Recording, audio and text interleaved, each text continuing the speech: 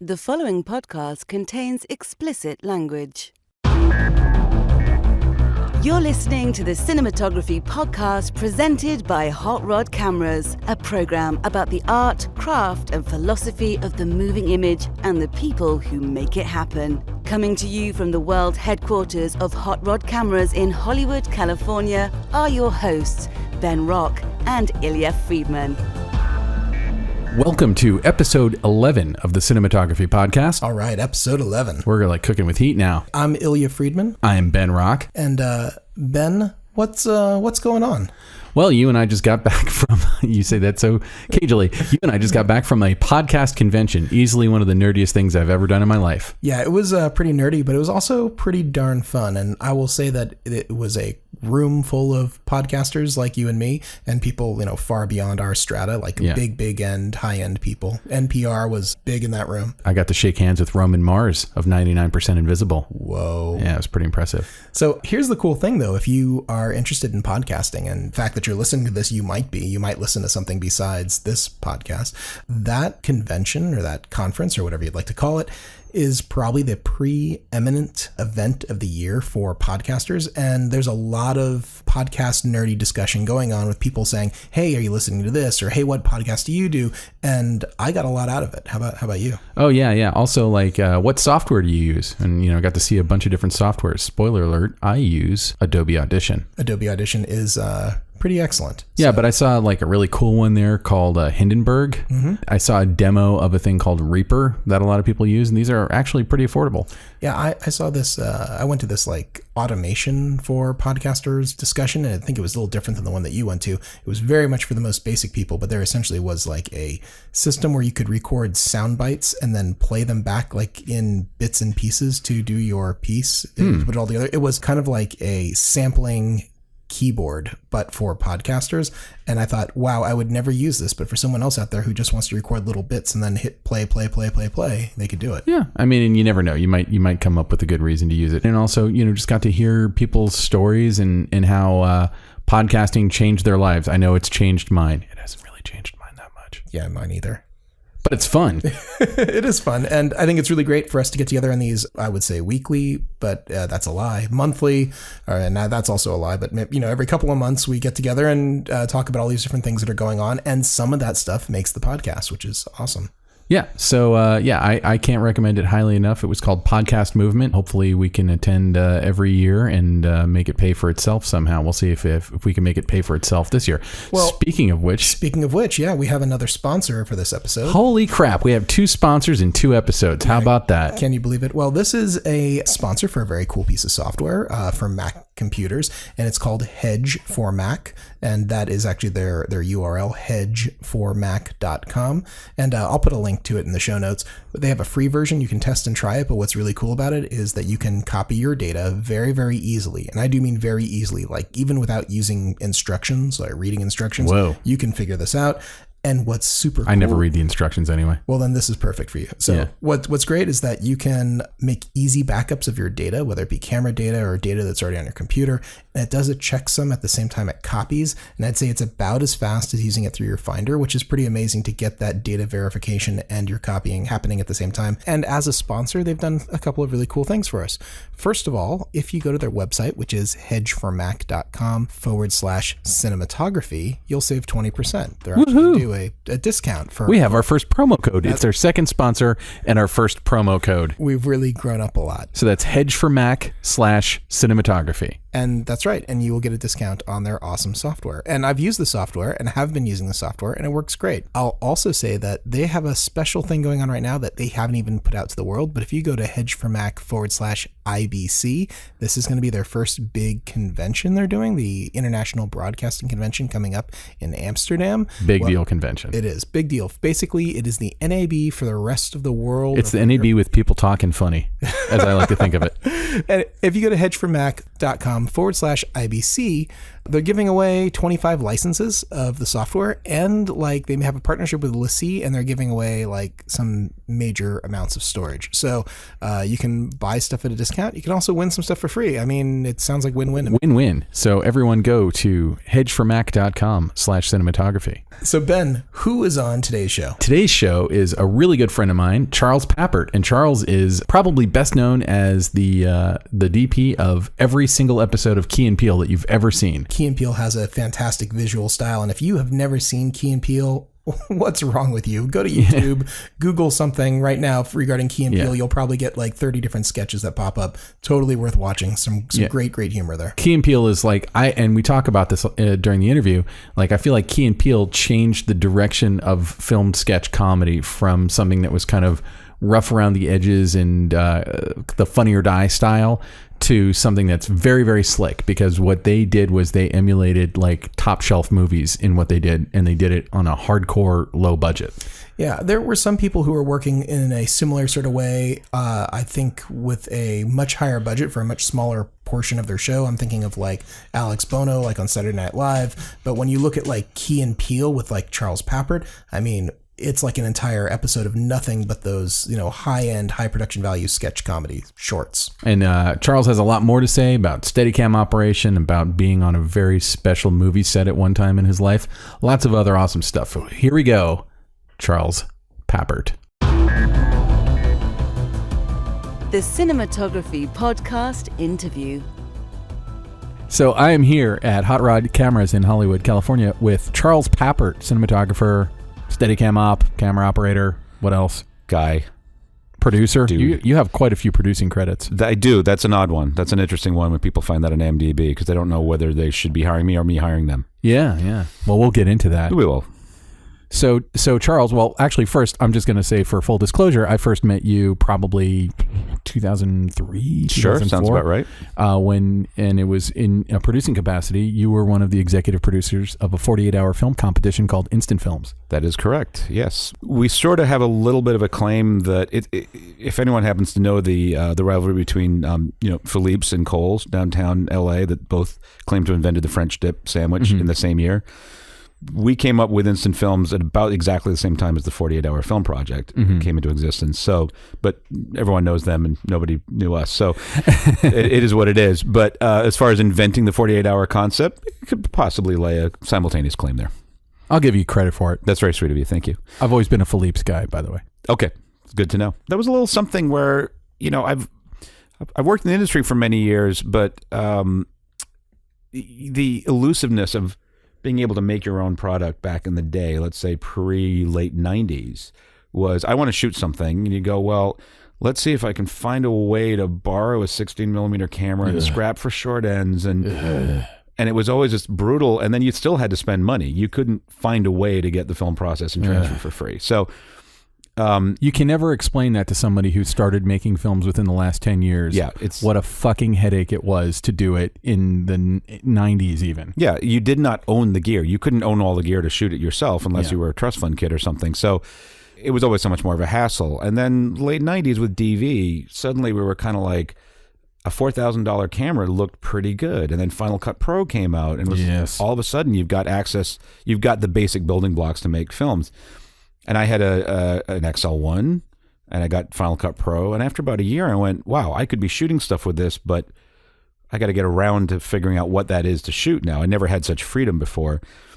And hanging out at the Sacred Fools Theater Company, where I had friends who were actors, and saw this 24-hour version of creativity that they did, where they would write Fast and Loose, where it's a 24-hour play, right? Exactly, yeah. I'm saying that with complete, pretending to be ignorant of it. But but you've directed many of those. I've directed dozens of them, and I'm a member of Sacred Fools Theater Company. Go on. Full disclosure. So I basically saw these guys doing writing, putting on its feet, and then showing to an audience a completed piece in 24 hours. And I went to John Sylvain, who's one of the principals of the company, and said, hey, what if I think other people have the same equipment I have. Let's add a day onto it for editing, and we'll do 48-hour filmmaking. It all seemed impossible until we actually did it, and it worked. And the films weren't that bad. And so we decided to form a company and did that for a while and made hundreds of films.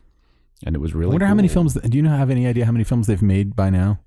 I don't know the number anymore, but It's a lot. I mean, you do 8 in a weekend, right?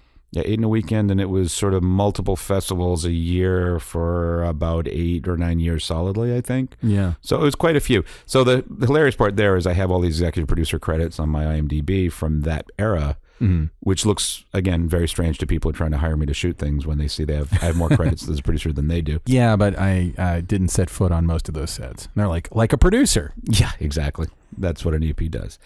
So that was a fun era. There was a lot of creativity. It was an interesting time, for sure. And of course, looking back at the technology, it was pretty crude, but good enough to tell stories. Yeah, absolutely.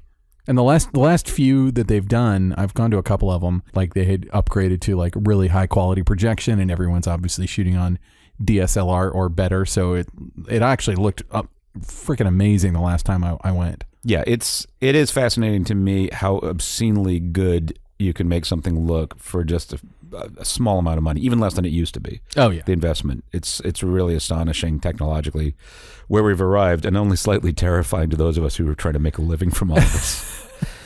Yeah, although like a friend of mine once, when he got his first DSLR, he's like, well, you went to film school and spent all this time getting to a point where you were any good at this. Doesn't it bother you that like someone can just go buy, a T5i for $800 and do as good a job as you? And it's like, well, if all I brought was like that I know how to set up a camera and point it at something, then something's very wrong with my entire education and experience. Like, there's you obviously you bring so much more to the plate, and the technology is whatever the technology is from shoot to shoot. Sure, absolutely. I mean, we are all embracing all of these tools. It's not as if the cameras that many people who are using for their low to no budget filmmaking we look down our nose on. There might be the same thing we'd use on a set the next day.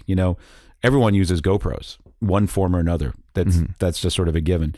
So the equipment playing field has leveled out largely.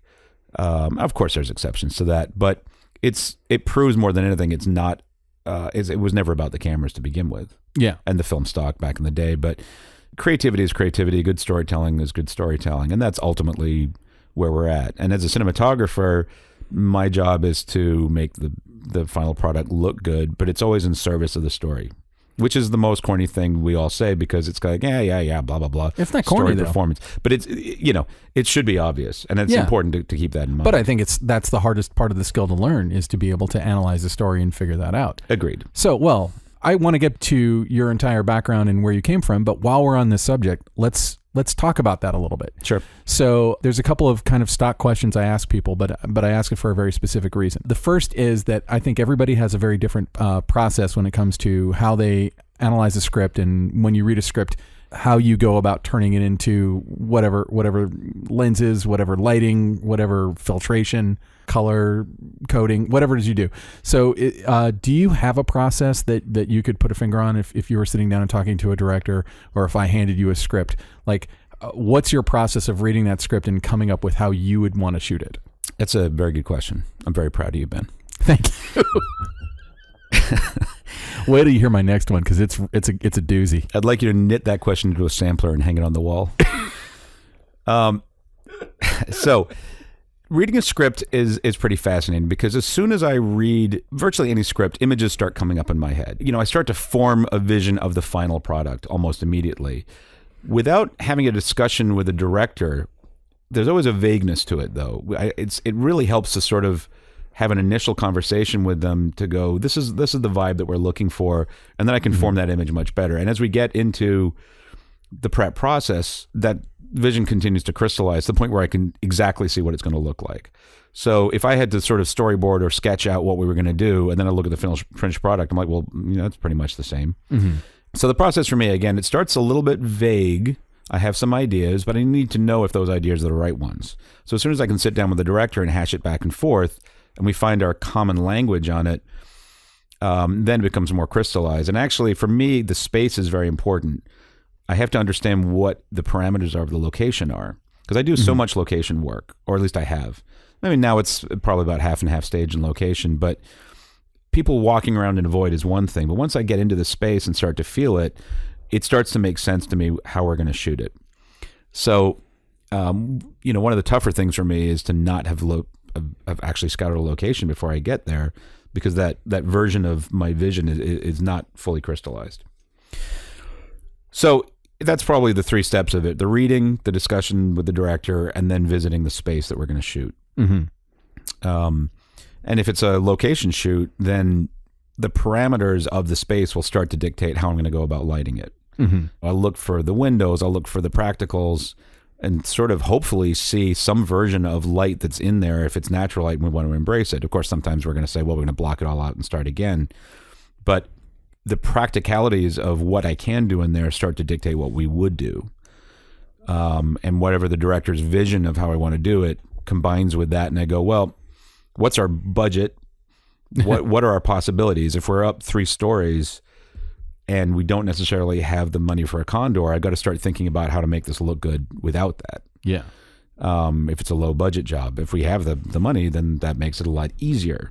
Really, the difference for me between lower budget and better budget projects is how much time I need to spend on figuring out how to shoot it. If we have the money, I'm like, cool, we throw this at it, the 18K, the condor, etc.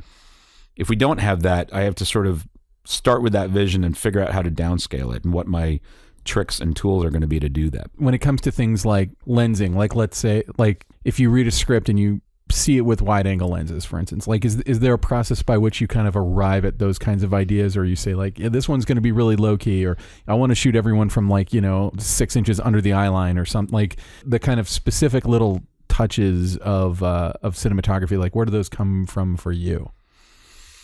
Well, it is an interesting question to sort of tackle, because like I said, if I get too far in one direction without knowing what the director wants to do, then I've got to sort of pull myself back from it. Got it. So I'd rather start to develop an idea and go, what if we did it this way?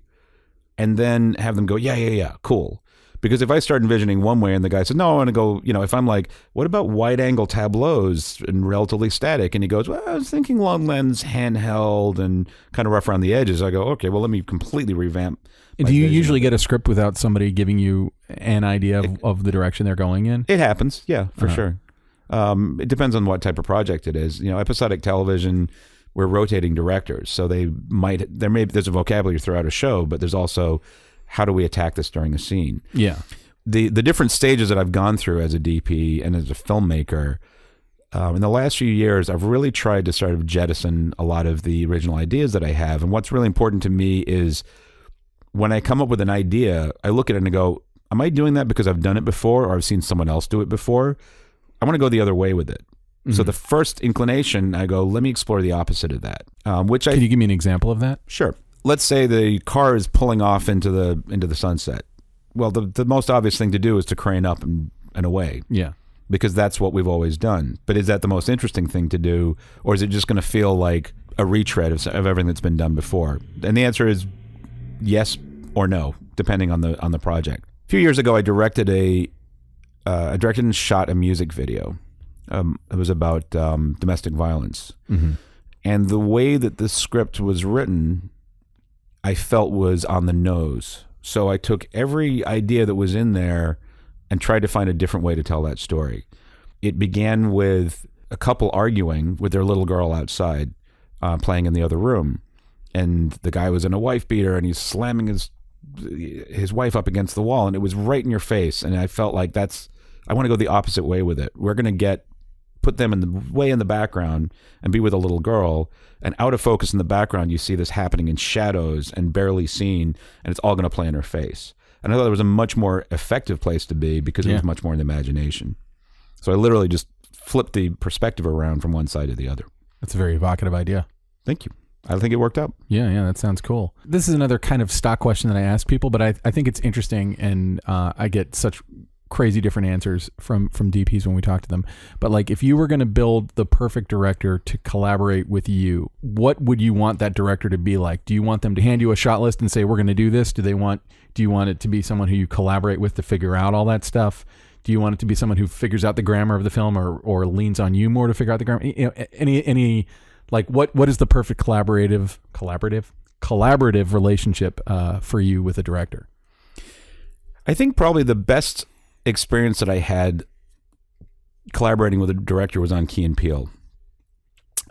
So that was a sketch show for Comedy Central where we... Yeah, I think I've heard of that. Listen, not everyone's heard of it. I don't like to be sort of like, I did that show. Some people have the internet. Yeah. You should be proud of that. I am very proud of that. It was one of the best experiences of my career. It's such a great show too, and honestly, one of the things that, and I'm not kissing your ass here too much, and I'm not insincerely kissing your ass. Like, one of the things I love about that show is that it looks like a movie.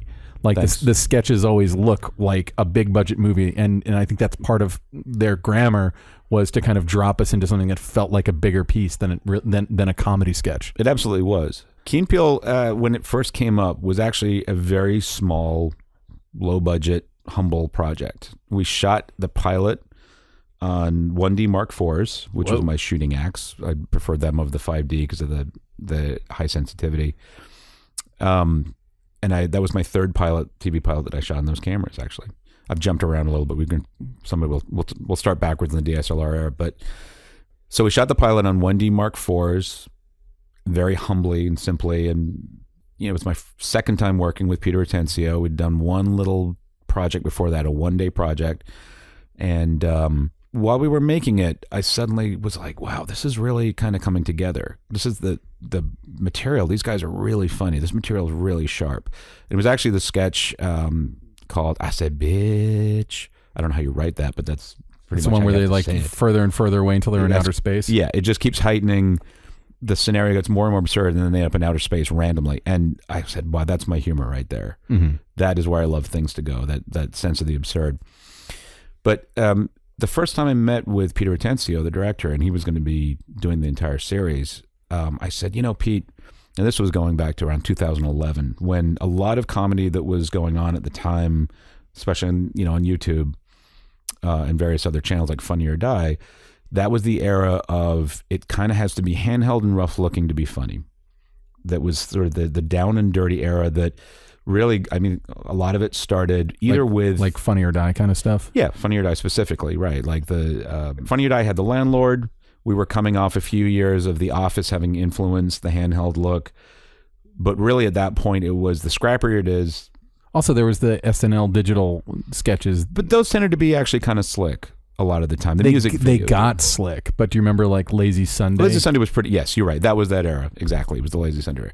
So I said, when I met with Peter, I said, God, for me, I would love to see us go the other way with this show, where we're embracing the genre and we're trying to make it look as good as we possibly can. What I had in the back of my mind as a reference was the Ben Stiller show from Fox. I love that show so much. Yeah, the Ben Stiller show on Fox, which was in 92, 93, I think, 13 episodes and out. Yeah, I think I was in college. I was in film school. Yeah, it was probably right around that time. Yeah, that was great. I still reference the Charles Manson thing that they did. Yeah, Manson. It's like Lassie. That's great. One of the things I loved about that show, being at that point quite a bit younger, but really itching to get in this business, was the fact that every sketch looked like it was supposed to. It was all referential visually to what the source material looked like, and I knew that they weren't making it on a huge budget. That was sort of obvious, but I loved all the different looks that they achieved, and I mentioned that to Peter. He goes, absolutely, that's what I'm going for also. Oh, great. So right from the beginning, we clicked. We had a common vision, which was to really make the visuals another character in the piece, that if we were shooting a sketch that was a horror movie, it started off so much like a horror movie that anyone tuning in would think they were watching an actual horror movie until the comedy begins, and it added such a layer to it. So right from the beginning, we were both aligned on attempting to do that on our little basic cable budget. And we found ways to do it. And as the seasons went by, we didn't, we kept increasing the scale because we could. Yeah. And a lot of people assumed that we got a ton more money towards the end, when we would have some rather large scale sets and setups. And the fact was, we just got more and more efficient at ways to fool the audience into thinking they were seeing something expansive. something. And were you using I'm assuming you were shooting that on a Red or an Alexa or something So you're shooting with a Super 35 sensor. Mm-hmm. Are you using the fact that it's easy to throw the background out of focus to your advantage? Yeah, when we needed to. If we couldn't see the background, throw it out of focus. That was something when I worked on shows in Ben Kita, I kind of said the show wouldn't be possible if it wasn't for large sensor cameras because they shot that whole thing on an f1.2 and the back on a 100 millimeter lens, and everything in the background is out of focus because they didn't have the budget to dress shit. Right. Yeah, that's a powerful tool. It's interesting when I think back to 5 years ago when the 5D came in. All of a sudden, it became the craziest, shallowest depth of field was the thing to do. I rarely embrace that because I mostly shoot comedy, and I feel like that's distracting. Yeah. Unless you're doing a genre parody. But in general, I think that super shallow look doesn't really lend itself to comedy very well. There was a lot of depth of field porn that went on around that year too. Yeah, it was a little ugly, big sensors and a 1.2 lens. We were all just so excited that we could find there was a consumer grade camera that wasn't a 1/3 inch CCD sensor. Right, exactly. And we could the background could be out of focus. For sure. I spent many years shooting in the video format and struggling with ways to kind of trick the eye into that perceived depth. And actually, as I came up lighting primarily in 2/3 inch broadcast format, I learned how to create the depth with light, with color and shade that have different pools and different planes of light, because you didn't have the benefit of throwing things out of focus. So I had to do it from a lighting perspective instead. I have a personal belief that cinematographers either approach it from a lensing point of view or a lighting point of view. In other words, they either see the frame or they see the lighting and find a frame in the lighting. So which one are you?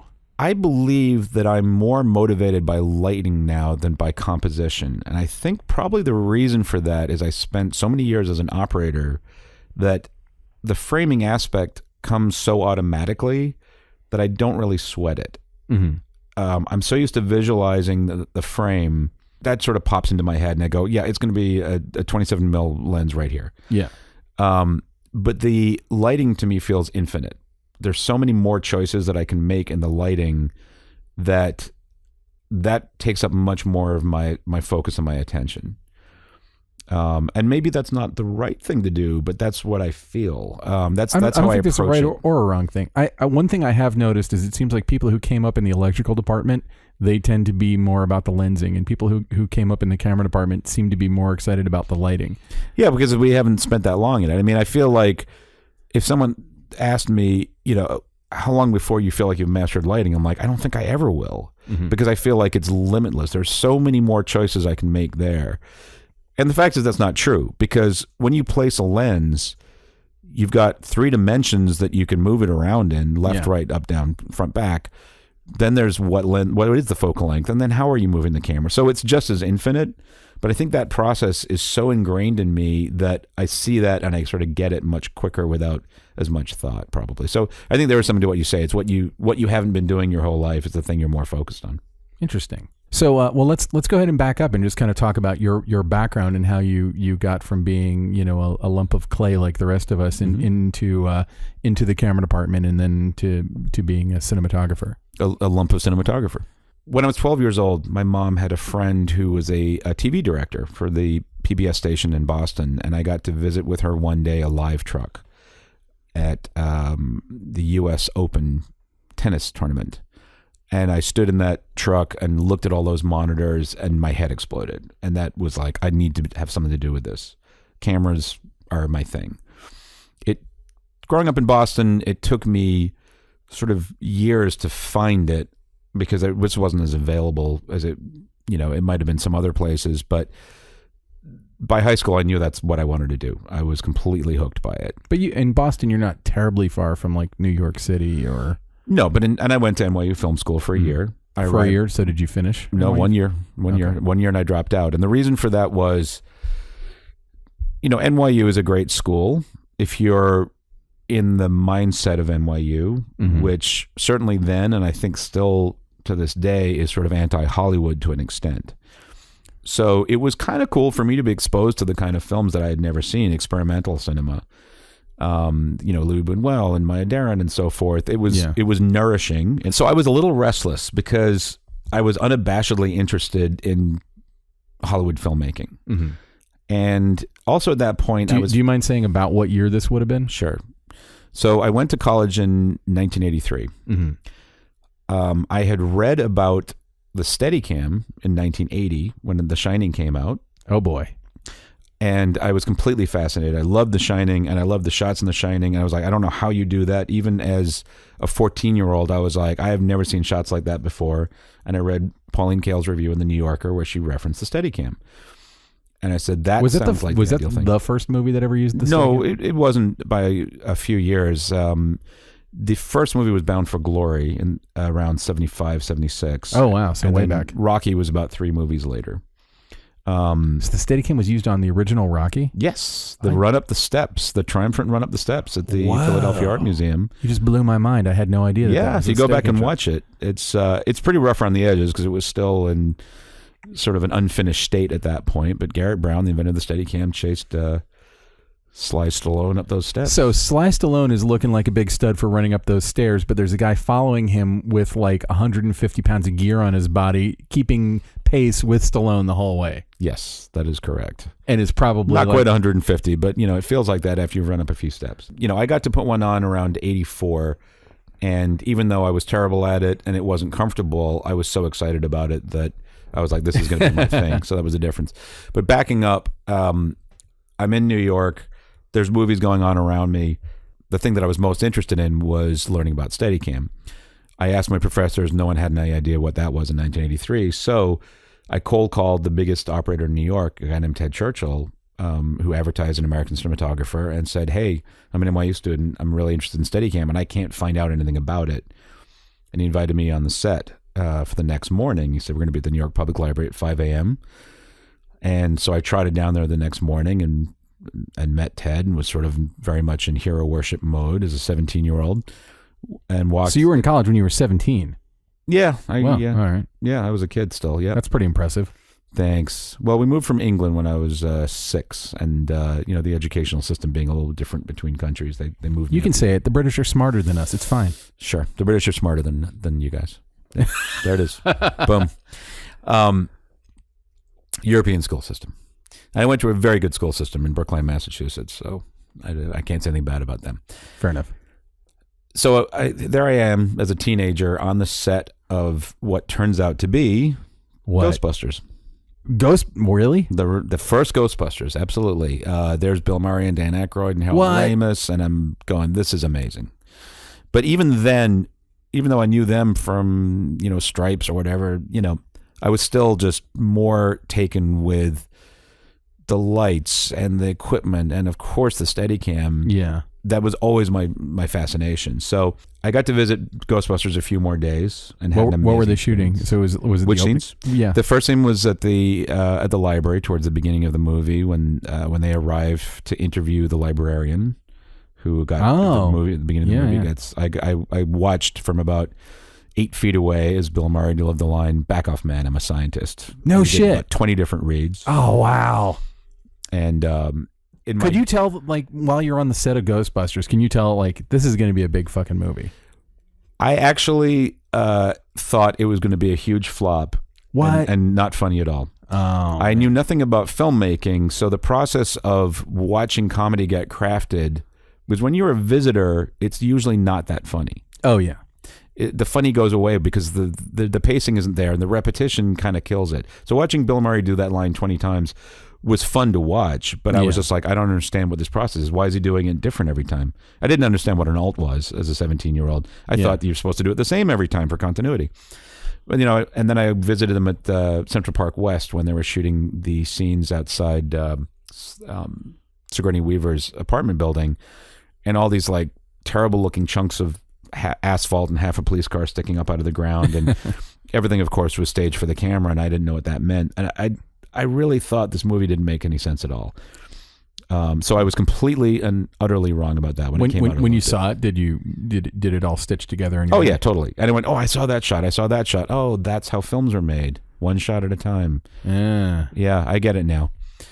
That was an interesting experience. But from that, I became friends with Ted, the Steadicam operator, and I got to trot along to a few different other films and watch what he did, and I very quickly was like, this is what I want to do for a living. Well, let me ask you, like, on the subject of, because I think this is something that I wish I would have known when I was in film school. You cold called the top guy in the Steadicam world, and he answered you. He got back to you. Yeah. And kind of took you under his wing for a while. Yeah. Would you recommend somebody do that today? Like if you got that cold call, I'm not necessarily saying that somebody listening to this, but if somebody listening to this cold called you and said, hey, I'd like to learn a little bit about what you do, would you, like, how open would you be to somebody, and how open do you think in general most people would be to hearing that? I can't speak for anybody else, but I feel like the experiences that I had like that when I was young, it would be terrible of me not to return that favor to the universe. Yeah. So when a young person approaches me, these days it's more likely to be email, and introduces themselves and has the right vibe about them, I'll do whatever I can to help them. That's cool. It's the only thing that makes sense. We have to do this in this industry. We have to kind of pay that forward.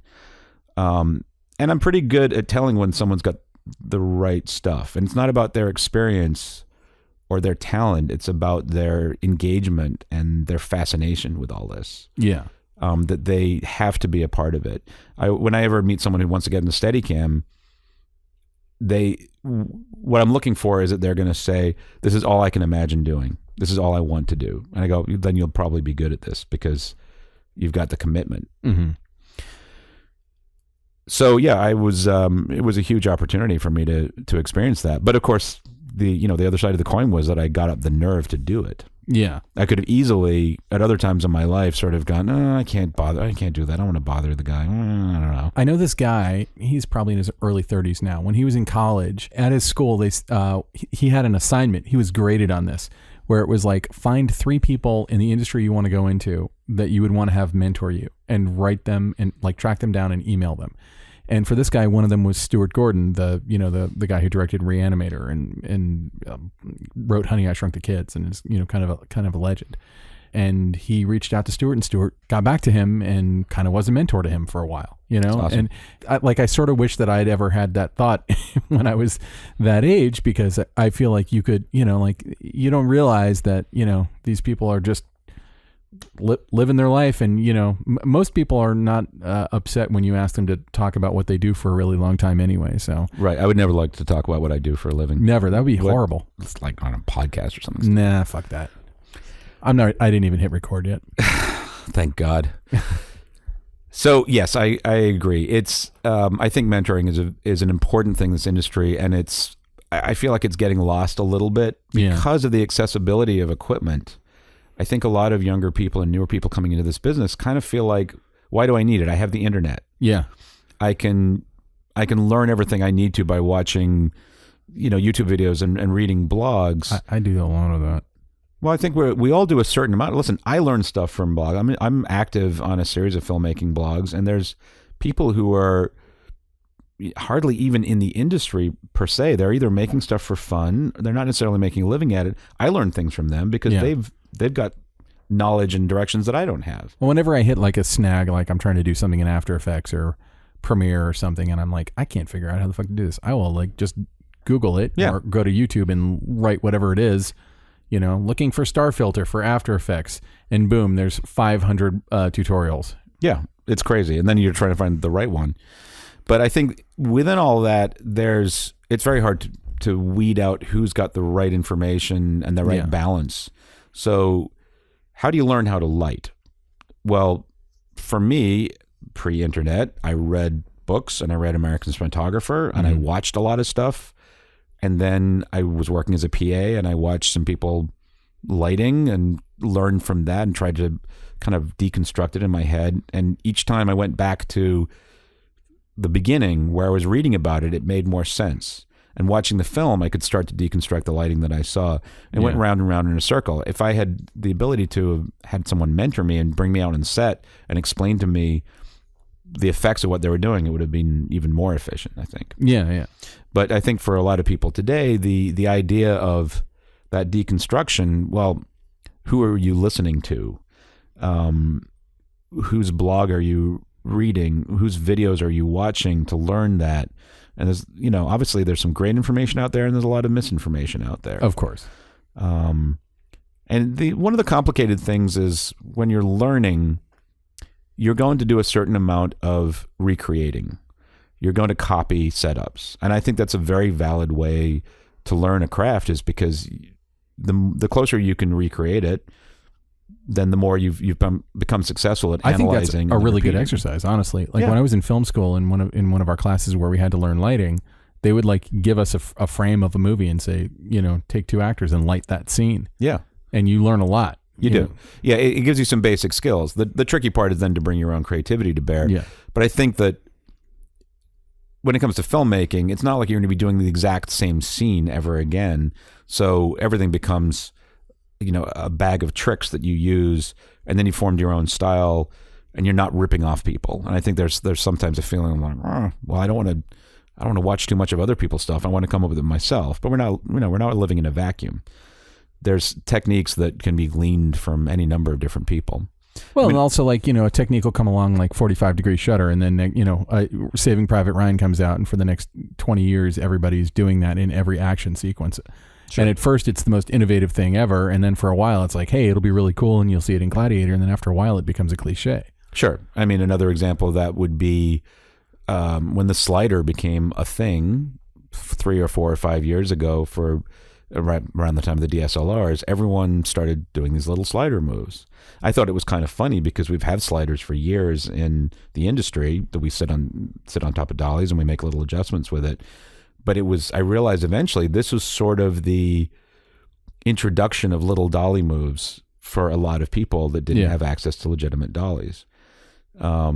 It sort of seemed obvious to me, but it was for people who had pretty much only been shooting static on tripods or handheld. They'd suddenly had these elegant little sliding moves, and that became incredibly overused. Well, everything we could probably do like a whole podcast on what got overused in the wake of DSLR. Sure. Because everything got small and cheap. I've been talking a lot about what's happening in the sort of indie / we don't have the terms for it anymore. I feel like if I can come up with the right term, I'll become legendary for it. But it's sort of the combination of the indie world and what we used to call the prosumer world and the hobbyist world. Yeah. I'm sort of very fascinated with that world. I like to sort of keep up on it because I think that there's some interesting ideas that are coming out of that, especially when I see someone with no money produce really good looking material. Yep. And I go, wow, that is amazing that they were able to pull that off with such limited resources. I'm like, what did they use to shape the light there? Well, tinfoil and, like someone's iPhone. Yeah. To light it. And I'm inspired by that because I think there is an aesthetic there that's worth embracing. Well, you're an anomalous DP, in my opinion, in that you're used to working on big budget TV shows and bigger budget movies and stuff like that, both as a Steadicam operator and as a DP, and you're used to having these giant crews to marshal, but you also know how to work if it's like you and 2 other guys or girls or just you. You can make do with whatever, and you'll make a good-looking image no matter what we give you, Right. So in high school, I became really fascinated with camera movement, and I did actually start renting 2-piece VHS setups over weekends and shooting bar mitzvahs and things with them. So when you say a 2-piece VHS, that's like, so you've got a camera with a cable going to like a VTR that you carry around like a briefcase. Yes, that was the home video tech in those days. The very guy who filmed my bar mitzvah had one of those. I probably filmed your bar mitzvah. You probably did. That's awesome. I remember you now. So I would rent these things for about $40 on my parents' credit card and go and shoot a bar mitzvah for like $50 or something like that. Mm-hmm. And then I'd have the equipment over the weekend, and my friends and I would run around and shoot little crazy things with it. And I loved shooting handheld. I thought that was the coolest thing ever. So when I sort of started to learn about Steadicam, that seemed like another level of cool. And while I was getting into all this stuff, I started playing around at the town's AV department, which was housed at the high school that had all this wonderful equipment. And we shot a couple of videos there. They produced a few instructional sort of videos for the school system. And one of them was my first job lighting when I was about 15. And the first shot that we lit was someone opening a door and coming through into a room. We start on the doorknob and we zoom out, of course, because it's the 70s. Zoom out wide, and then they walk through the door. And I took these 2 lights and I set them up on either side of camera, pointing at the door. And so, of course, we're tied on the doorknob, and there's 2 big shadows in an X formation. And the fellow who was directing it said, that looks a little weird. Can you get rid of the shadows? And I turned off one of the lights, and there was only one shadow, but there wasn't enough exposure. So I turned it back on again. There's a shadow, and I went, wow, this stuff is hard. And I realized, yeah, there's a lot to lighting. Now, cut to a few years ago on Key and Peele, we did a sketch that was supposed to be a bad local commercial from the 80s or 90s, or I'm not sure what time frame it was. And we used a period-old tube camera from the 80s. Oh, nice. Yeah, this was called Tackle and Grapple. Where do you even get one of those now? I got them on eBay. Really? Yep, and it was the exact same camera, the JVC KY1900, that the town AV department had. So they're like $3 on eBay? Yeah, like 150 or something like that. Nice. So I bought 2 of those. And when I first got those and I turned on the camera and looked at the image on the monitor, I just started laughing because that was the imagery of my youth. That was where my first few cameras all looked like that. They have a very distinctive flavor to them. Now, could you have, this is the question, this is the producer question. Could you have just shot it on whatever camera you're using and used some After Effects crap to make it look like that? I think we're closer to that than we have been. And for a lot of people, they will run it through a post process, like dub it to VHS a couple of times. Yeah. We did that a few times, I think, on Key and Peele. And I think Tim and Wait, is that an actual post process, or you would literally dub it to VHS? No, literally, because the tape artifacts.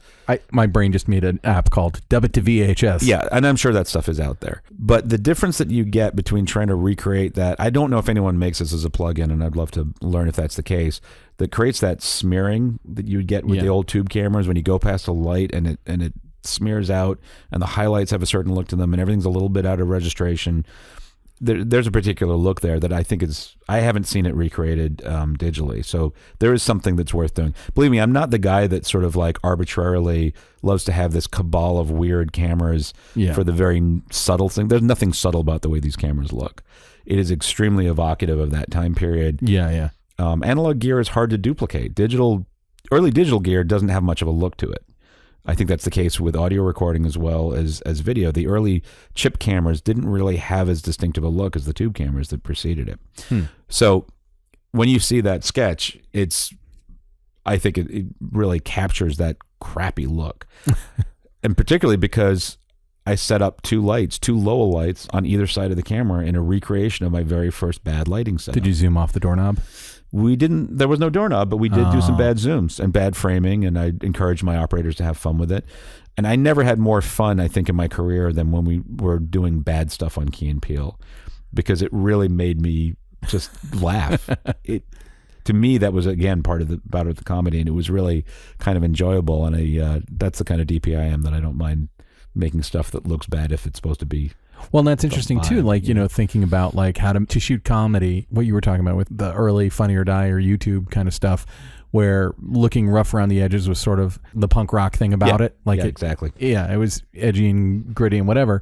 And then you kind of come in and say like, no, I'm gonna make this thing have a character. And I actually feel like I think if you look at filmed comedy before and after Key and Peele, you kind of you course corrected it a little bit. Like a lot of people copy that style now. Yeah, I think between us and the film unit over at SNL, who are doing a lot of that similar stuff at the same time, I think you're right. I think there was a shift, and I sense that there's probably was a lot of DPs on lower budgeted material that was happening, like Funny or Die, College Humor, and so forth, who are cursing us out because we raised the bar. But it's not to a tough place. But the thing about it is, like, and you know this as well as I do, you know it better than I do, is that you can, with the same gear, you can make stuff look outrageously slick and polished. You can make it look like a lot of different things, given the light sensitivity of the camera, like the 1D that you're talking about, or even if you're, shooting on an Alexa or Red or whatever.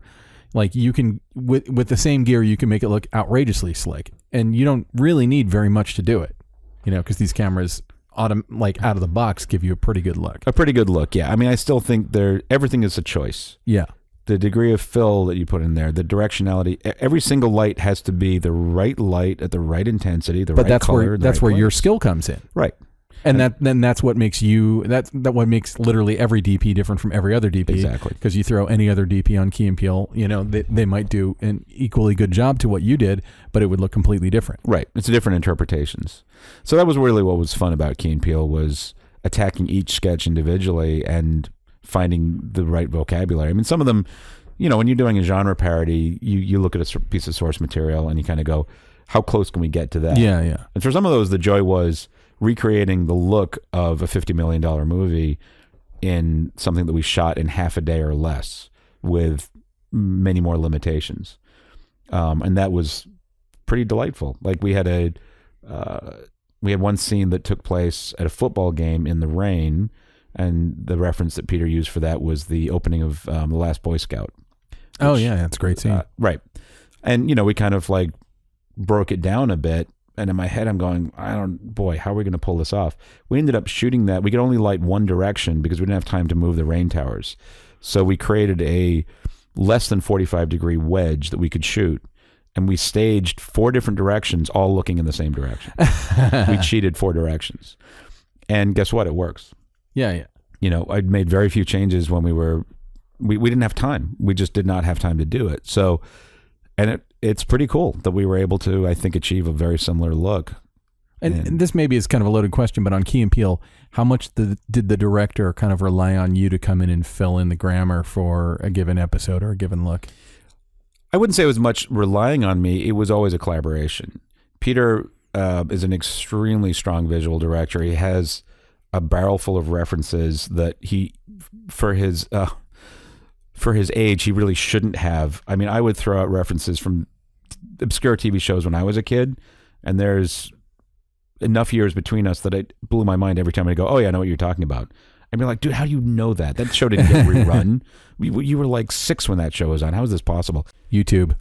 I guess, yeah. I don't know.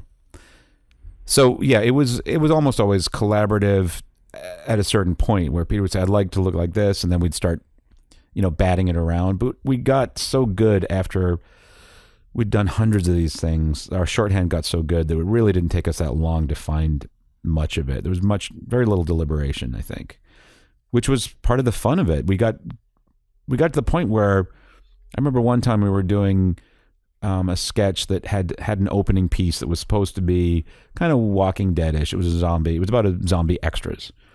And most of it played behind the scenes. I've seen a lot of these. Oh, I'm so happy. So most of it plays kind of behind the scenes doc style, but we had to do a few shots that set it up in the language of the show. And as soon as we put it up on camera and put the actor in there and started rolling at it, I remember turning to Peter and I go, this is what we did it again. We created this network TV look that was very specific, our second or third sketch of the day. And that sounds a little full of ourselves, but we just started so good at finding a shorthand to just blast into all these different looks. Ultimately, I realized this is a high point in the career. This is a lot of fun. How many sketches would you shoot in a day on Key and Peele?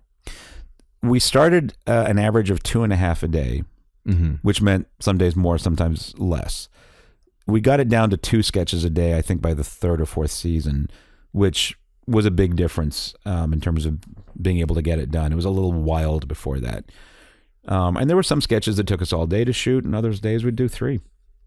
Really? Yeah. Pretty wild. And I mean, changing gears that radically, something that was very high production value to something that was very scrappy looking and weird. But that would be how you would kind of schedule them out. So you wouldn't do like 3 Walking Dead style zombie pieces in a day, right? No, they were all based on location. So the show was almost entirely shot on location. So if they found, if our location people found a location that would work for one very specific sketch, they'd have to find something that was a push move that we could get to without going back in the trucks that was adjacent somehow. Mm-hmm. So stylistically, that had nothing to do with it. It was more about, here's this space. Like one day we did a 1950s Technicolor musical in the ground floor of an old house. And then we went upstairs to one of the rooms and we shot on one of the period video cameras, Obama, the college years. I remember that one. Exact opposite, ends of the spectrum production value-wise. And I don't know if I'm going to include the answer in this depends, but like the guys to work with, how good were Key and Peele in terms of switching gears that quickly? Phenomenal. I mean, the show could not have been made if they were not so dialed in and so flexible that we had no downtime ever lost to them getting into mode. And that's why we're all such a great team. We were there ready to play every day, all of us. And Jordan and Keegan were tireless and always brought it 100%. And there were some very, very, very hard days for them physically. The Aerobics Meltdown sketch which is a big favorite for everybody, another one of our period ones, they had to do aerobics most of the day. That's not easy. I'm getting tired just thinking about that. Oh my God. It was insane to watch, but they were game. They were up for it and always funny. What about like leaving room? And I think this is something, worth considering too. What about leaving room for improvisation for them? Like on certain sketches, was it like, okay, no, this is how it's written and we're not gonna fuck around? Or did you always need to kind of keep it loose for them to ad lib or do an extra take that they were just going to burn or something? Most of the time we did the script fairly straight, maybe with a few alts. There were certain sketches, usually when there was a guest star, that they wanted to play with and let do runs. Like Ty Burrell came in as a Nazi a couple of times for us, and they let him run. So they knew like you do. But very often when it was sketches with the two of them, there wasn't that much because they had already dialed it in the writing so well. And there's always exceptions to that. But again, a lot of it was dictated on our schedule. We just didn't have time to play. The sort of the Apatow model where they do it one version on book and then there's 40 minutes of improv on everything, that could not have fit into our schedule. Yeah. So we'd do it when it was required, when it was the right thing to do, and when there was time. I always wonder about that. Well, and with something like Apatow, a friend of mine actually was a stenographer. She's a court stenographer, and she worked on an Apatow movie and had to literally like keep track of every ad lib that every person ever said, and they were constantly rewriting the script while they were doing it. And to me, it's like, I mean, I'm not obviously down on Apatow, but I feel like you can tell with Key and Peele that the idea was really locked down and that you guys had a really cinematic approach to what you were going to do. And the thing about that show is it never felt shaggy in that way. It felt tight and honed and designed to be the way it was. There is something to working within limited means. You have to make your decisions right the first time. There's not a lot of room for deliberation and standing on set and going, I don't know, should we do this? Should we do that? We had to come in, get the job done, and move on. We were kind of a lean team that way. And I think that put us into a good place because everyone had to bring their game, every department, every day. Otherwise, we couldn't actually make the show for the money we were given. Did having done instant films influence your ability to do this? Because I will say, because I think I've directed 7 of them at this point, directing instant films made me way better at making a decision and just sticking with it and not fucking around, like locking one thing down and then the next thing and the next. You bring up a great point, and that's probably true because I think I directed 12 of them, and that was it was an incredible boot camp. I think for all of us who were involved and back in those days. And you're right. You had no choice. You couldn't go backwards on your decisions. Well, and the thing about instant films too, which people who do the 48-hour film project wouldn't have gone through, is that with instant films, you don't write your own script. You're randomly assigned a script. So you show up, and as a director, you pick a script at random, and you pick an actor out of the actors that you guys had brought out at random. And then you go away, and then I think it's 34 hours later, you show your film to a packed house. And so it's like, you don't know what you're going to do. You have to be ready to just roll. Yeah, we designed it that way so that you couldn't stack the deck. Because I think doing a festival like that in LA, there's always the opportunity for a director to procure an insane location that's going to sway everybody and excite them and then write the script around that. Yeah. And we really tried to foil that by separating out the writers, the directors, and the actors. But it did mean you walked in with no idea what you were going to do and how you were going to do it when you were handed a script and have to think on your feet. And you're right. I think that did have make a big difference for me. So I could it's almost like you're a jazz musician at a certain point. You're given the basics and you just go. And I think there were some days on Key and Peele when I'll admit it, I think we all had moments of winging it. Yeah. There were some times when I was like, I'm not really quite prepared for this, but let's see what happens. And it worked out. But you've got a crew of professionals and they're all kind of wanting it to succeed. I mean, you must have, you kind of just said it, but you kind of knew that you were on something, you were riding a pretty special wave on that show. Yeah, by the last season, I was already starting to look back and reminisce and kind of go, wow, this is a high water mark. I'm really enjoying where I am right now. And hopefully I'll get a chance to do something that's this fulfilling again. Well, let's back up a little bit, back to you getting into doing Steadicam and camera operating. And and kind of talk about like how you went about getting into that, and also like if is being a Steadicam operator even like a career path today, or would you have to be a multi-hyphenate and you have a Steadicam in your truck? So after I quit film school to start working in the industry, I took the Steadicam workshop the next year, and I was working as a PA in Boston on local productions, and kind of always with a goal to getting into camera department. And over the next few years, I started practicing on a beater Steadicam, and eventually, I think about 4 years later, I was able to buy one. I actually got a job working in a small market, Springfield, Massachusetts, shooting local commercials and corporates, in a very small company, where they would actually hand me a script and I could shoot it however I wanted. And I was effectively directing it, DPing it. It was like usually a 2-person crew at most. Mm-hmm.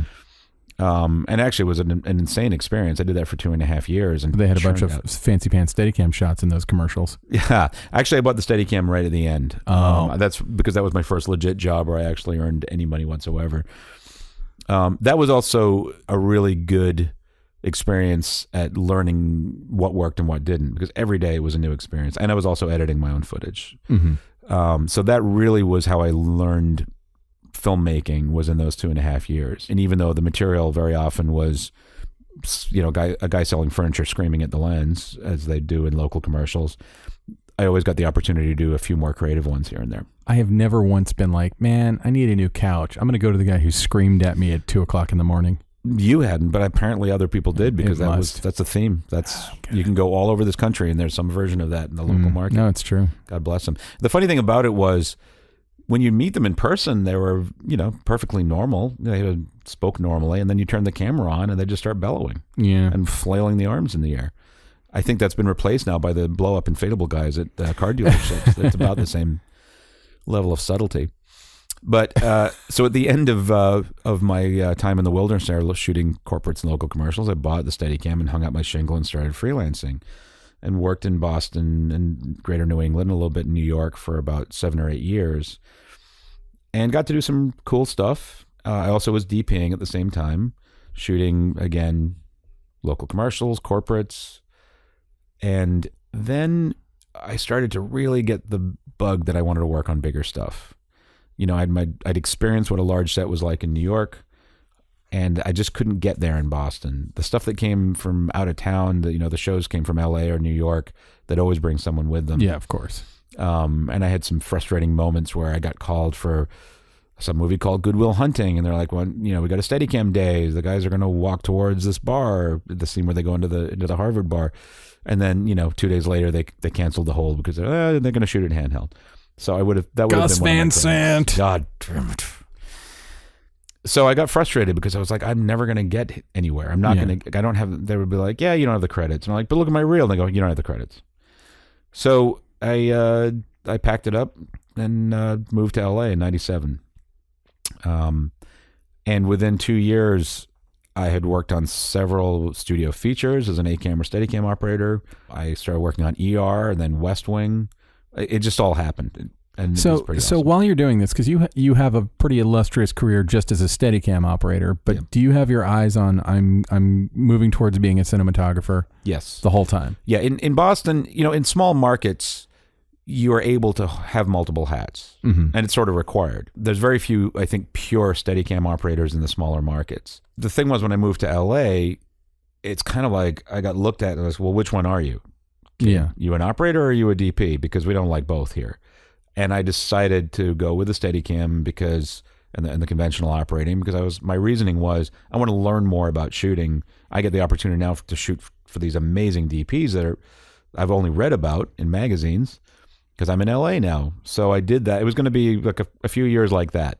So thought experiment. If you had at that time said DP, I'm going to pursue being a DP, how different would that path have been for you? I'll never know, will I? But people who've done that. Yes. I wish, in retrospect, I wish I had done that, just because I think it would have moved everything up by 10 years. At the same time, I had a lot of great experiences doing what I did. And, camera operators have a saying that it's the best job, in the crew. You're in the best place.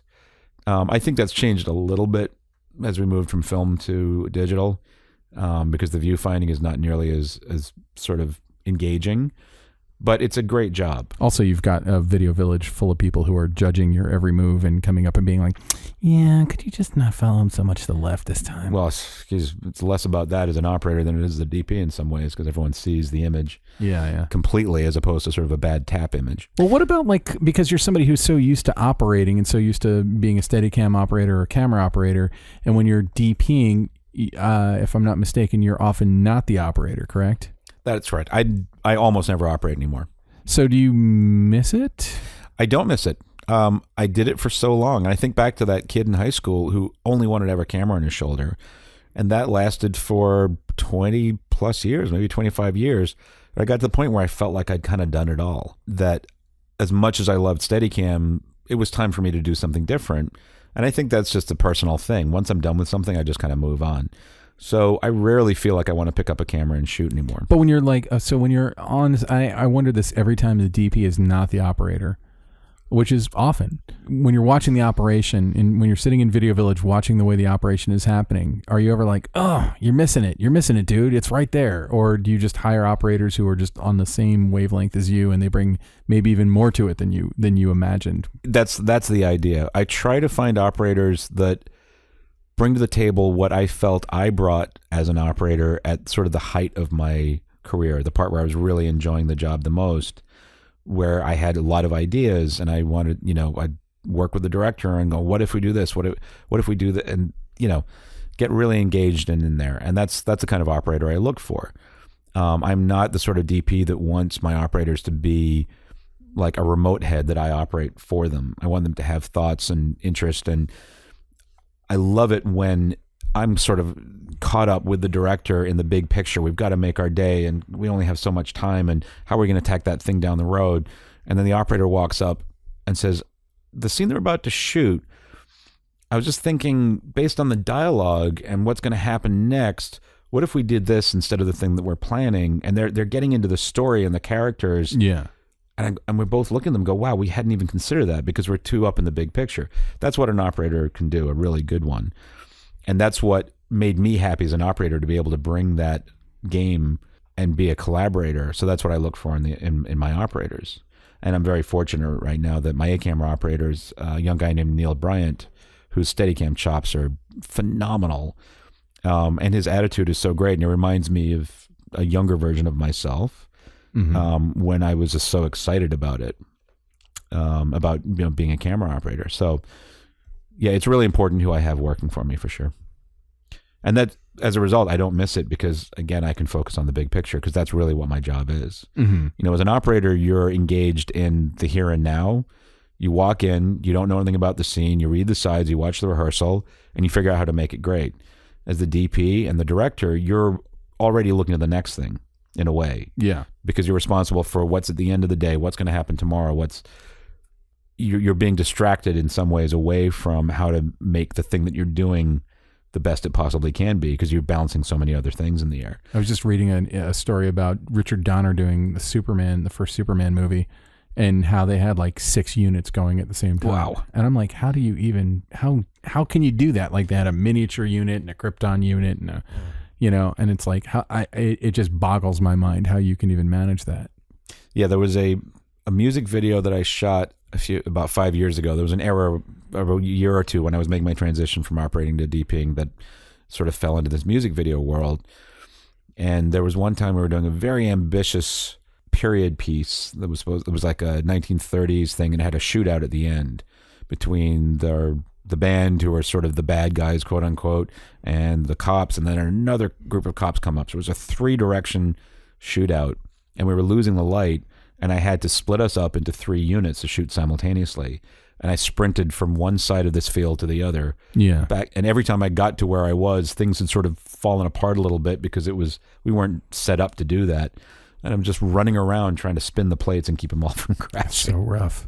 Yeah. When on the feature I directed, my producer basically, he said this to me, and I always even visualize. He's like, you just have to be willing to take your hands off the wheel and let the other person do their job. Yeah. So, like when I was doing second unit for Toby Wilkins on Chosen, I respect the hell out of him, and he would tell me what he wanted, and I would go do it. If I had extra time, I'd do it my way too, or give him a bunch of options.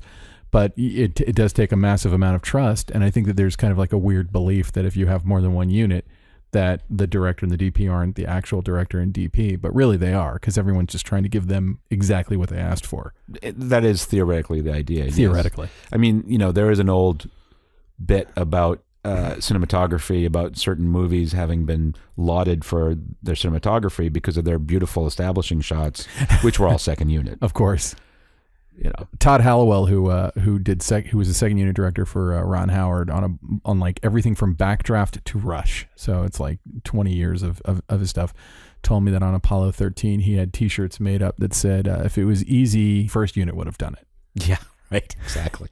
Yeah, I mean I've shot a number of second units over the years, and it's a fascinating setup because you get a fraction of the resources, equipment, and crew.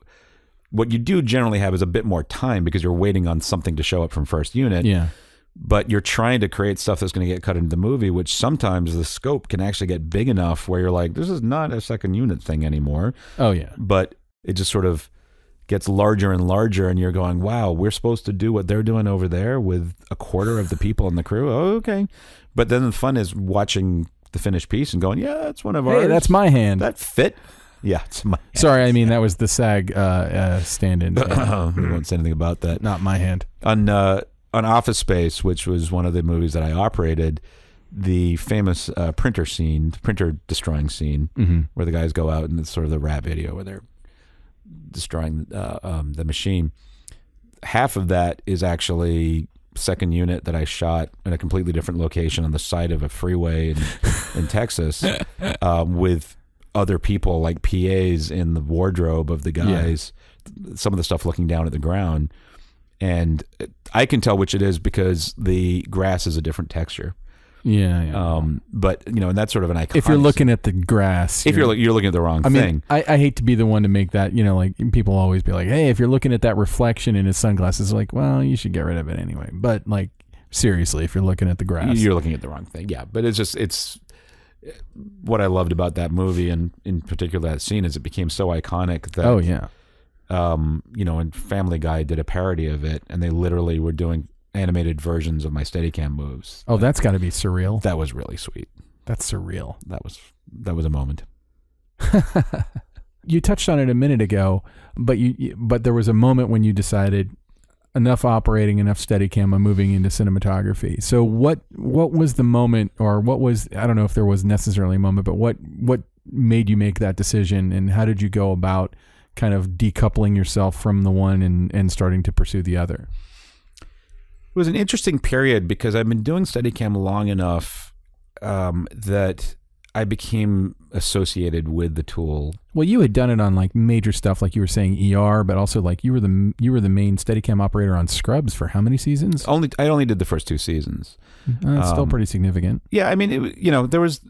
I never worked on the biggest stuff. I wasn't a household name out in the. I didn't do anything like the Copa shot from Goodfellas that made me per se. I was just kind of I was a working Steadicam guy. That's a pretty big accomplishment. Thank you. It was all good. But what I found that was when I was really starting to gear up and wanted to shoot more and more and doing stuff, short films and whatnot.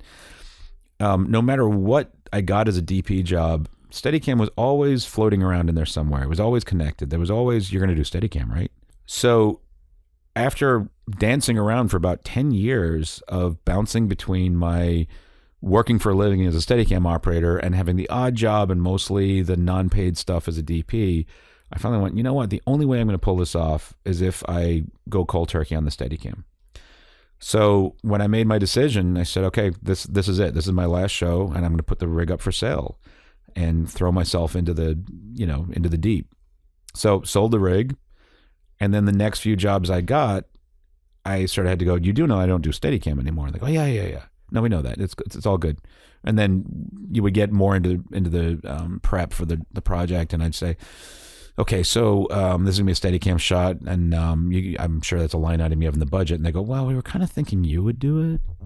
And I go, but I don't do it anymore. And they're like, oh, please.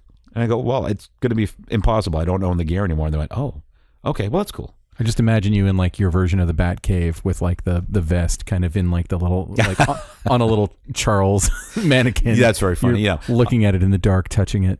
Honestly, for as much as Steadicam operators and their equipment it's a very tight relationship. I think, in a lot of other aspects of this industry, gear is gear, and you might have a fondness for it because you own it. But Steadicams are something that every operator would sort of customize, and I had a lot of stuff built that I spec'd, and I think the only other job that's very similar to that is audio mixer. Mm-hmm. As location sound guys, they've also customized all their stuff to the hilt, so you get a certain. But yours is also you can walk around, and theirs is also they don't ever have to stand up. Yeah, they got that all figured out, right? Don't they? Seriously, God bless them. But I will say that Steadicam kept me in shape when I was doing it. That was good. When I sold the gear, I actually found it remarkably easy to let go of that affection, but I was also very excited about what was coming up. Mm-hmm. So I know it's very fortunate. It really only was about a 1.5 year transition, and I didn't really suffer too badly during it. I dropped down definitely a few notches in terms of the level that I was working at, but it was so much fun to be doing what we were doing. And again, there was a bunch of, those $20,000 music videos that were just wild and bizarre. Way back when they had $20,000 to spend on a music video. I know, which seemed like nothing at the time, 5 years ago. It was a simpler time. Yes, exactly. But it actually came exactly at the time when the DSLRs came in. And I was involved with a few of the characters that were the pioneers in that, Vincent LaForêt and Shane Hurlbut. And so I said, oh, this is cool. I never had the intention of jumping on something at the beginning of a wave, but I went, well, I want to get into this.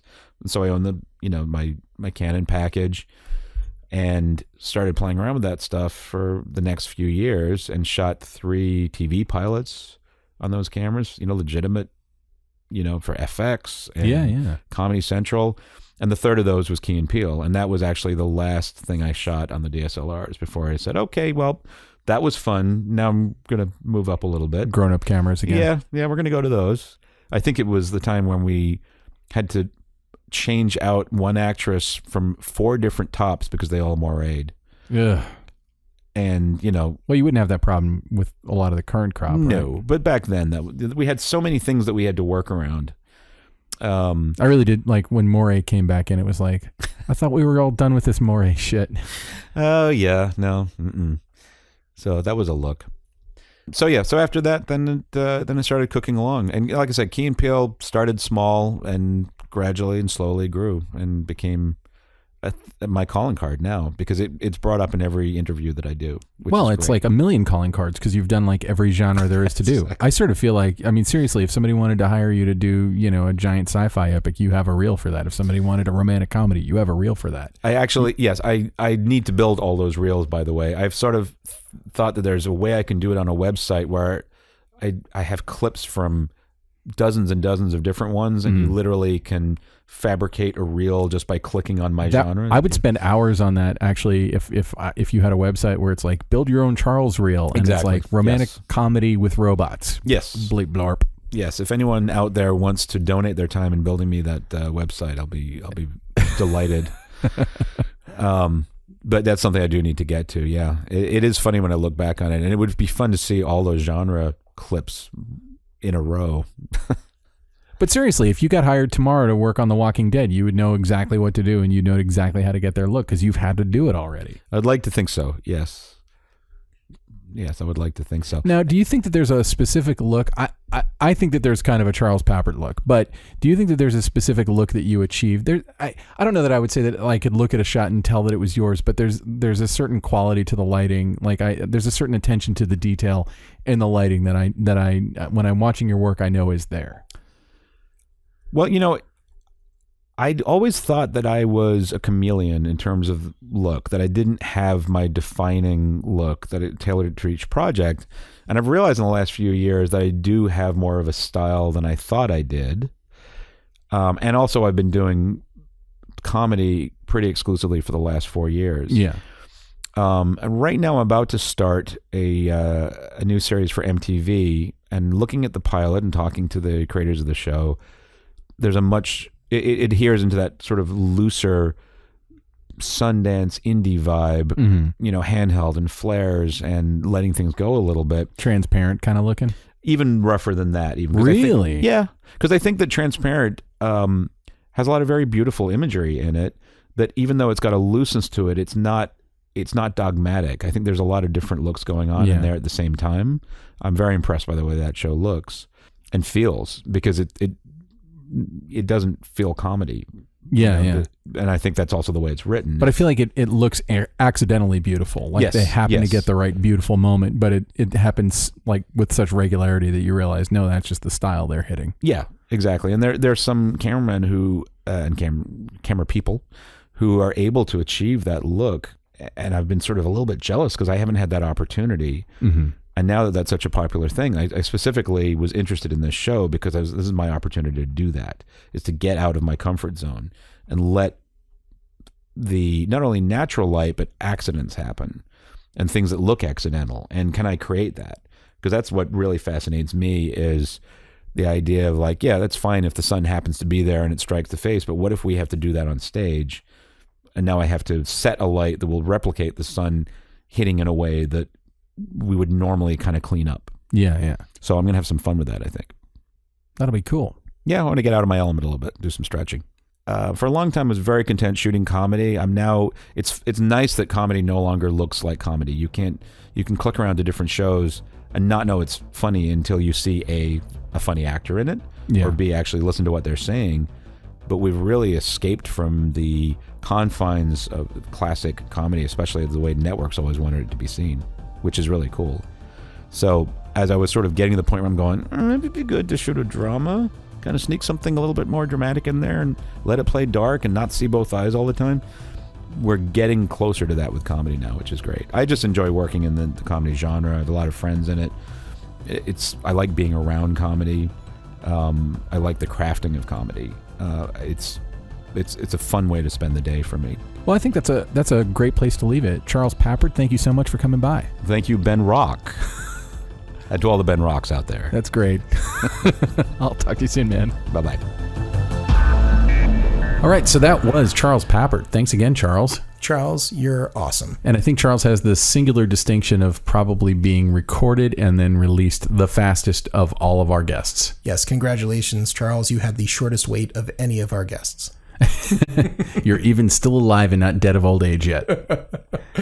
Hey, Ben, it's that time in the show again where I talk about how awesome Hedge for Mac is. How awesome is Hedge for Mac? It's pretty awesome. So I set it up to copy, God, I don't even know how many terabytes, but a massive amount of data from my Drobo system to some spinning drives. I decided that I didn't want to completely rely on my Drobo, which is, I don't know if you're familiar with Drobo, but Drobo is basically like, it's like RAID for dummies, I guess is the best way to call it. So like if you have any...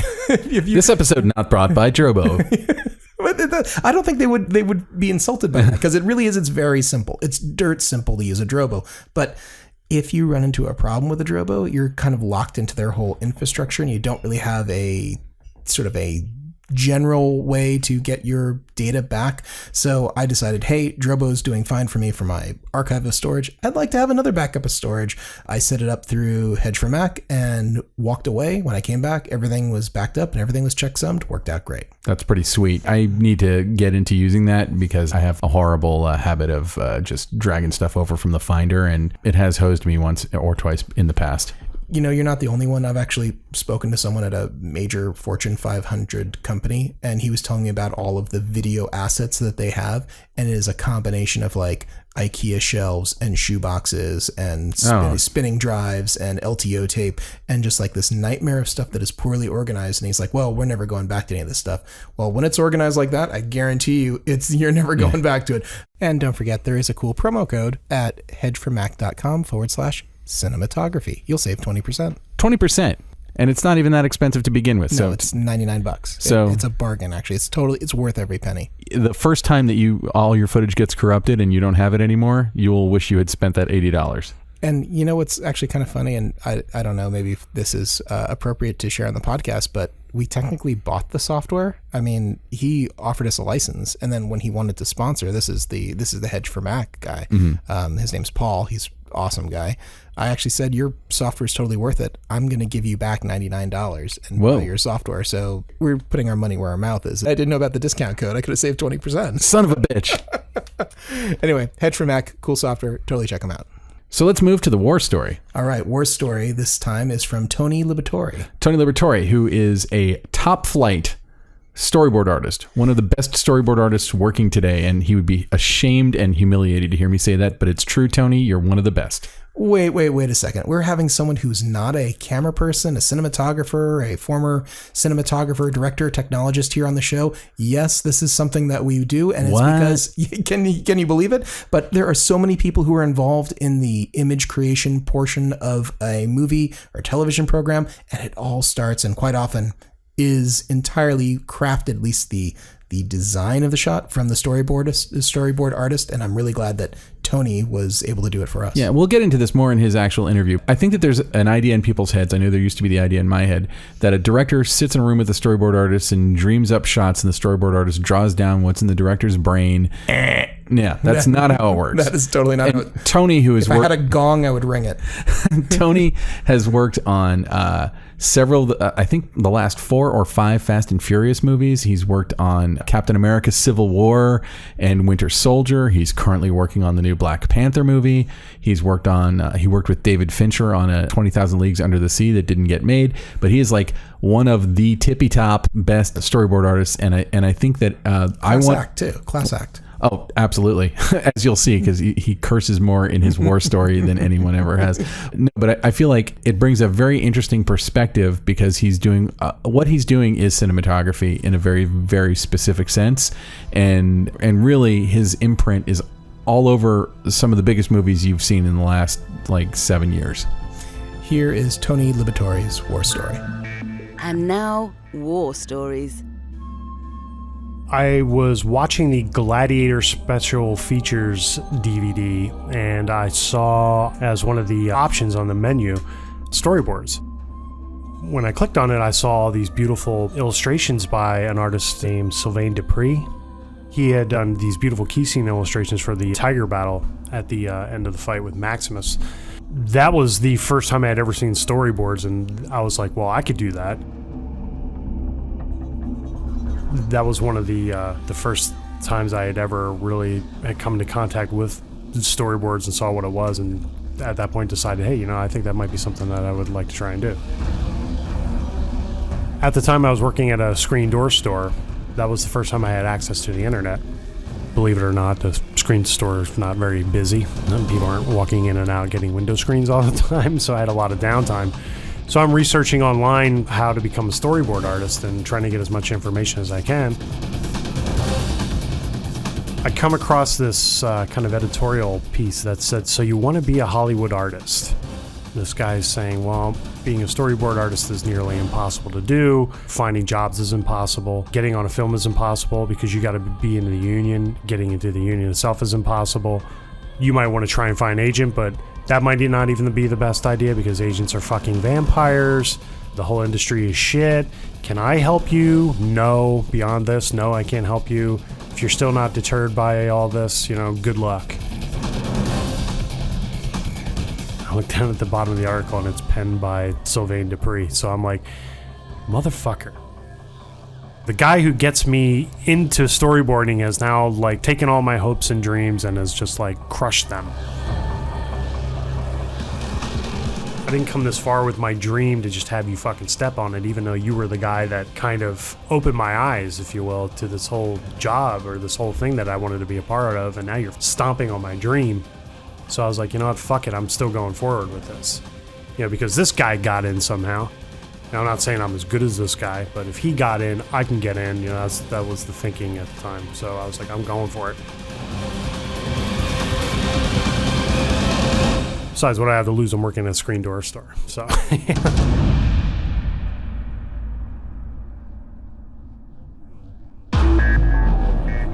And now, short ends. All right, so that was Tony Libertore's war story. Thank you, Tony. Fascinating stuff, Tony. More to come. Can't wait. I can't wait either. I can't wait to dig in and edit Tony's interview. Hey. In Adobe Audition. Ben, we've reached that time of the show once again, nearly the end of the show, where we talk about our short ends, our obsession of the week. What is your obsession this week? Well, interestingly enough, there's a show that I've been interested in watching. This all ties into podcasts. It does. You ready to hear the unified field theory of podcasts? Yes. Okay. So there's a guy named Brian Kopelman who has a podcast called The Moment, but he's also a well-renowned screenwriter. He wrote Rounders and a bunch of other really great things, right? So I've been hearing him on his podcast talk about his Showtime show, Billions. Now, I have Showtime, but I missed the first episode and I didn't really dip my toe into it very much. So on the way home from Podcast Movement, you see where this is going, on the airplane, I could watch certain Showtime shows. And I was like, hey, let me try out that Showtime show, Billions, which is primarily shot by a guy named Jake Polanski. They had the first 2 episodes, watched them on the plane, came home immediately, started binging my way through the rest of the season. And there's 10 episodes. I'm at about episode 7 now. First of all, I mean, Jake Polanski is not the only DP on it, but I think he's the main one. His name comes up more than anyone else's. He did Black Mirror. He did Senna. He's done a bunch of, he's a still photographer. He's done a bunch of second unit, AFI grad. The show looks gorgeous, and it is one of the most compelling TV shows I've seen in a long time. And it's not the kind of thing I usually go for, because it's about high stakes, like hedge fund jerks, kind of clashing with the SEC and the U.S. Attorney's Office. Would you say it looks like $1 billion? You were saving that one up. I could see you. I saw that glint in your eye. I was like, I better go. Yes, that's true. I couldn't help it. The show's called Billions. I usually say it looks like $1 million. This looks like $1 billion. The leads are Paul Giamatti and Damian Lewis, and Malin Ackerman and Maggie Siff. I was not familiar with Maggie Siff's work, although when I looked her up on IMDb, I saw that she's been in a lot of things I've seen over the years.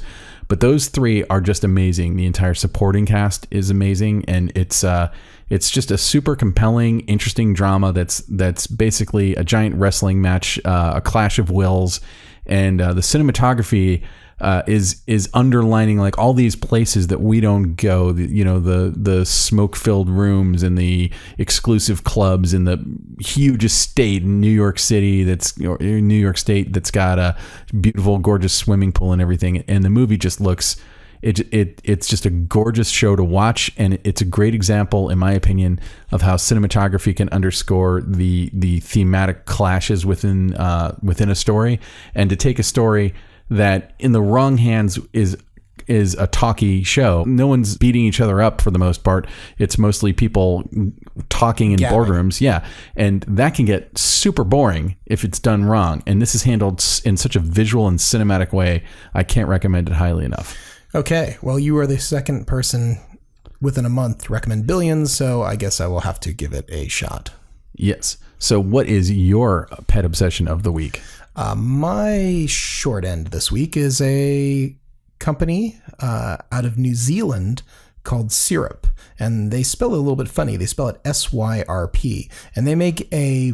When did vowels go out of fashion? You know what? I think it has to do with the URLs that are available. And yeah, like Fiverr, there's an extra R on there, and some of these other ones. Well, like our podcast syndication company is Blueberry, and it's BLUBRRY. Yeah, that's annoying. So more than once I've actually spelled out BLUE and then gone, son of a bitch, doing it wrong. Well, Syrp makes a really cool product called the Genie, and the Genie, I think very appropriately named, it sort of obeys your commands. It obeys your every wish. It's a motorized motion control system. It's not silent, so you can't usually use it for pictures, but for time lapse and for MOS stuff. Really impressive. It has a very clever system in which it trolleys from one end of the slider that you can either buy as a kit or you can attach it to other sliders. And then you can have multiple axes. There's even 3 axes of movement that this thing can do, which is pretty impressive if you ever wanted to do those crazy time-lapse shots where the camera trucks or dollies from left to right and also tilts and also pans. You can do all of these things at the same time, and you control it with like an iPad or an iPhone app. And this stuff is not very expensive. expensive. We're talking about their fully loaded kit's about $1,700, and you can scale it on down from there. We've been playing around with it a lot in the office, and it's really fun to go like, oh, I want to go 20 degrees this way, and I want to move 3 feet, and I want it to happen in 5 seconds, and go, and then you can preview and watch this whole thing happen. Wow. Or you can make it really slow, and it can trigger whatever camera you've got. So Sony, Panasonic, Canon, Nikon, and a bunch of others. You can have it trigger once for video. You can have it trigger individual frames for high resolution stills. Anyway, this is really revolutionizing the sort of market. Like, there's other people who've been making stuff for this, like Kessler and things like that. But this is a really aggressive price point and gives you a tremendous amount of functionality.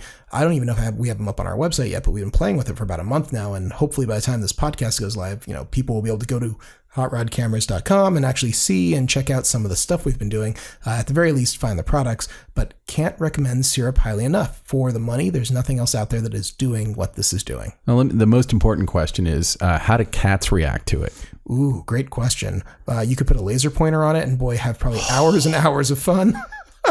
And record your cat going after that laser pointer at the same time. My God. But no, I haven't tried that yet. I don't have a cat. Oh, man. Sorry to bring up a painful subject. That's okay. You've got dogs. How do they feel about laser pointers? One of my dogs could give a crap about laser pointers. The other one gets really excited for about 10 minutes and then gets really bored. There it is, the difference between dogs and cats. Yeah. So, well, I think that wraps us up for this week, month, whatever. We're fully energized from Podcast Movement. We're going to do our best to crank out more episodes more quickly than we have, which it would be hard to do them slower than we have. Well, I got to say that we've said this many times. Oh, we're going to work faster and harder, and we have stuff in the can. I kind of believe it this time. I really do believe it. This is not like an empty threat. Like, I believe that we're going to do this because you and I are both pretty energized and jazzed up after, several days in Chicago listening to podcasters. Well, you see the real... Here's the thing. Not to revisit this too hard, but I feel like I've been listening to podcasts since 2005. And I feel like every time... Today, I had a conversation with somebody about podcasts, and I had to say, do you listen to podcasts? And I'm used to people saying oh, do you have to listen to it on your computer? How much do they cost? How does it work? Blah, blah, blah.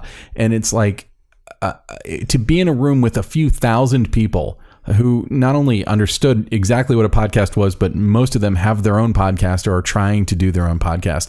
It was inspirational to kind of just see that there's this oncoming wave of citizen journalism and storytelling and radio documentary and all kinds of formats that we're not even yet aware of. Yeah, I mean, a lot of it hasn't even been invented yet. And it was weird too because we could network with other podcasters, but if we're talking to the fresh organic Apple podcast, we don't really have anything to talk to them about about cinematography. They don't care. Yeah, that was. It was kind of interesting and a lot of fun and a bit refreshing. I mean, we heard someone speak about their choir podcast. Yeah. Let me tell you, I would never have sought out a podcast about choirs. I don't sing in a choir. I've never sung in a choir. But after listening to this person talk about what they do and how they approach their podcast, it sounds brilliant. And it's probably no wonder why they have tens of thousands of listeners every month. Yeah, I mean, it was a real inspiration. And I sort of feel like we've been doing this and sincerely doing this and wanting to do good with this. But I think that it kind of gave us a little bit of a direction that we can chart for ourselves, really, because that's kind of the deal with podcasts, is that you can do it however you want to do it. So I don't know that we're going to get to a point where we have a new episode dropping every Wednesday afternoon at 2, but I do think that we can get to a point where we're doing more of these and hopefully being of value to people who are listening. So to that end, actually, if you're finding value in what we're doing, please reach out to us. I'm at Neptune Salad on Twitter. We also have a Cinematography Podcast Twitter account, which is at shortends, ENDZ. That's right. Or is it ENZ? No, ENDZ. That's right. Yeah, someone else is ENZ. Jerk. So we have that. Reach out to us. Talk to us. We want to be of service to people who want to hear about cinematography. We want to give them what they're looking for. Yeah, and also I think we're going to do a poll at some point to kind of get an idea of our demographics of who's listening to us. Is it 18 to 34-year-olds? Is it 50 plus? Who's listening to the show? We'd like to hear from you. We'd like to know. And if you have questions for us or thoughts or suggestions, and if you don't like what we're doing, tell us that too. We'd like to hear it. So, Illya, I've already told everyone where they can find me. Where can they find you? They can find me at Hot Rod Cameras, at hotrodcameras.com. You can find me now. I've split off from the Hot Rod Cameras Twitter account. I now have at Illya Friedman, which, boy. Oh, no. Yeah, I know. So I have like 4 people following me. So, hey, if you... I'm one of them, I think. I think so. So it's only been live for now a couple of weeks. So, but I will actually start to actively let people know that now Hot Rod Cameras can stand on its own and it's doing its own thing. It doesn't need me to be associated with their Twitter account. I'll have my own Twitter account. Thank you. Sweet. And all ideas and thoughts expressed there are of yours and do not reflect those of Hot Rod Cameras Incorporated. Or the Cinematography Podcast. Yeah. Well, actually, they might. So. I sort of feel like all we do here is express our opinions. So last but not least, please look into Kays Alatrakshy, who composed all of our music. You can find his music at musicbykays.com. That's Kays. Kays is an amazing composer. He's done features. He's done shorts. He did the music for my short that played at Tribeca. For God's sakes, give Kays some love somewhere. And that's about it. That's about it. Thank you very much for listening. This has been the Cinematography Podcast, presented by Hot Rod Cameras. Find your next camera, lens, or accessory on the web at hotrodcameras.com. Don't forget to subscribe to our show on iTunes and connect with us on Facebook and Twitter. Thanks for listening.